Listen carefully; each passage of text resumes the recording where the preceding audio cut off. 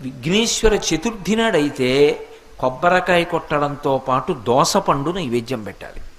దోసపండు నైవేద్యం పెట్టకుండా విఘ్నేశ్వర చవితి వ్రతకల్పం చేయకూడదు. ఉండ్రాళ్ళు కుడుములు అవి సరే, దానితో పాటు తప్పకుండా దోసపండు నైవేద్యం పెట్టి దోసపండు ముక్క ప్రసాదంగా అందరూ తీసుకోవాలి. అది విఘ్నేశ్వర వ్రతకల్పంలో అత్యంత ప్రధానం. ఎందువల్ల అంటారేమో, ఆయన గజముఖంతో ఉంటాడు. గజముఖంతో ఉన్న కారణం చేత ఉపాధి రీత్యా ఏనుగు లక్షణంగా దోసపండు మహాప్రీతిపాత్రంగా స్వీకరిస్తాడు. అందుకే దోసపండు తప్పకుండా నైవేద్యం పెట్టాలి. రెండు, దోసపండుకు ఒక ప్రసిద్ధి ఉంది.